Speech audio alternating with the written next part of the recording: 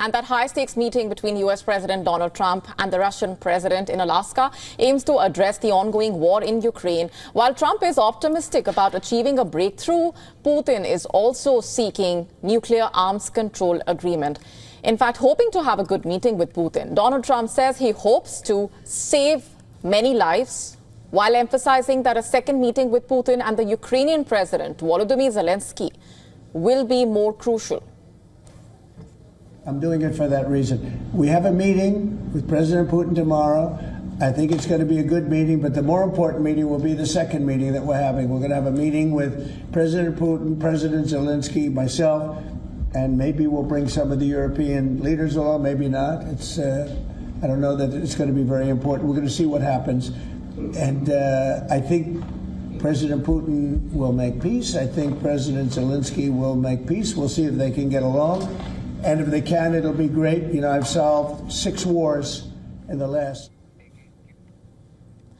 And finalizing the details of the upcoming summit in Alaska, Putin held a meeting with his close associates, praising the Trump administration's efforts to end the Ukraine crisis. Putin hoped that the two leaders could reach an agreement on nuclear arms control in safeguarding world peace.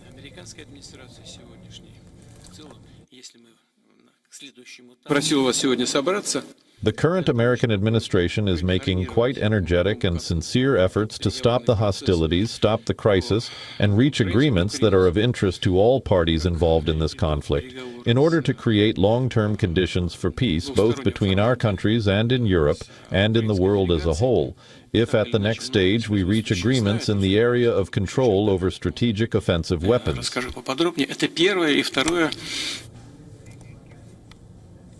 And according to Putin's aide, both leaders will be holding a one-on-one session with interpreters present, followed by delegation talks and a working breakfast. The Russian delegation will be including senior officials such as the foreign minister, the defense minister, and the finance minister, accompanied by expert teams. And after the talks, Putin and Trump will be holding a joint news conference to summarize the negotiation results. The Kremlin says the agenda will largely focus on the Ukraine peace talks, with broader global security and economic cooperation also being discussed. Meanwhile, hundreds of demonstrators gathered in Alaska to protest the meeting between U.S. President Donald Trump and the Russian president. While some expressed disappointment over the exclusion of Volodymyr Zelensky, many expressed skepticism about the summit's potential to bring peace to Ukraine.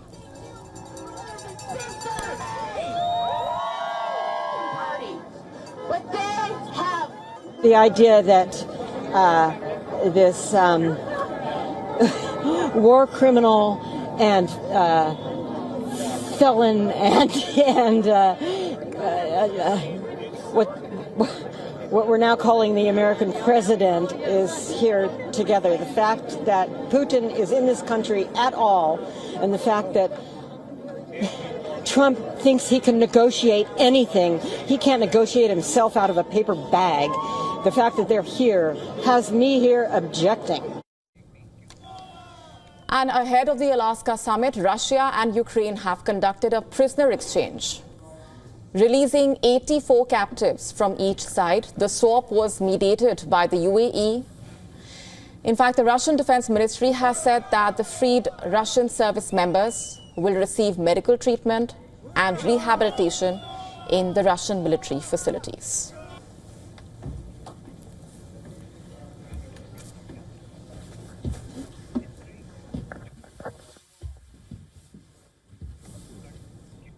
And with us live on the broadcast is Colonel David B. Desrolles, professor near East South Asia Center for Strategic Studies, National Defense University, and former Deputy Director for Peacekeeping in the Office of the Secretary of Defense. Thanks very much for being here. I have to begin by asking you for your thoughts just ahead of that crucial summit. Just hours to go. What are your expectations and what do you make of the optics and the statements that have been issued by the two sides in the run-up? Well, the optics are interesting. I think that I don't know of any professional diplomat, and I've spoken to a number of them as recently as just a few minutes ago, who would have counseled President Trump to do this. I think this is President Trump. His autobiography was entitled "The Art of the Deal." He has a great amount of self-confidence in his ability to strike an advantageous deal if he could just get in the room with somebody.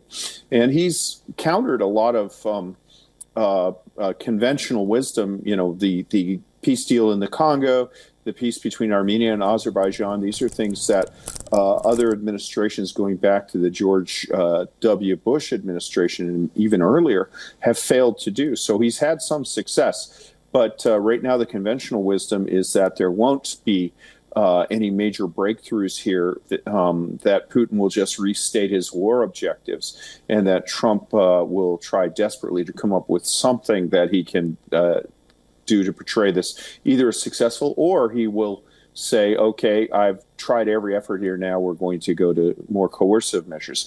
In terms of the messaging, so far the messaging is not good. I mean, first you have Putin, who is, indicted by the International Criminal Court, being welcomed to the United States. This indicates, at least to some, that he is rehabilitated, that his indictment is less than serious. But the second is Sergei Lavrov, his foreign minister, arrived in Anchorage wearing a Soviet Union sweatshirt. That is a sign of an imperial empire that ruled over a number of nations that don't want to be part of the Soviet Union or don't want to be part of a Russian empire, which is what the Soviet Union was, Ukraine being foremost amongst these. So far, the optics are not looking good. There is still room for this to turn around, and President Trump may confound people, as he did with Armenia and Azerbaijan. But right now, the conventional wisdom is that's unlikely. Right. And the word coming in from the Russian side, even right now, like we just told our viewers just a short while back, is that their position is clear and unambiguous. U.S. President, meanwhile, using the words high stakes, that also signifies a lot. But at the same time, we also played out those voices of the people on the ground, which, do capture some of the sentiment that's been expressed in those discussions with experts we've been having as well about Ukraine. In a way being left out. What do you make of the fact that in the run-up and also now ahead of the summit, U.S. President Donald Trump talking about how there will be a meeting with the Ukrainian president as well. Do you see that happening, and where do you see things headed when it comes to Ukraine and its position being included? Well, I think President Trump has said that there will be a follow-up meeting with Ukraine.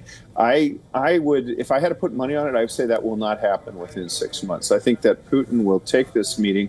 Just the fact that the meeting occurred, he will portray as a victory to his domestic audience, which is growing tired of this war. And then I think he'll go back, and then I think he'll come up with some pretext for not meeting with Zelensky. But I could be wrong.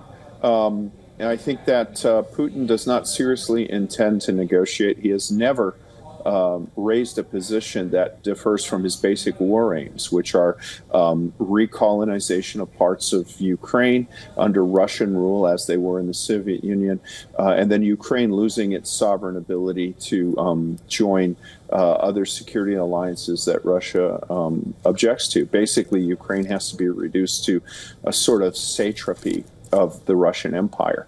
So that is not within Trump's pen to grant. He doesn't have the powers to do that.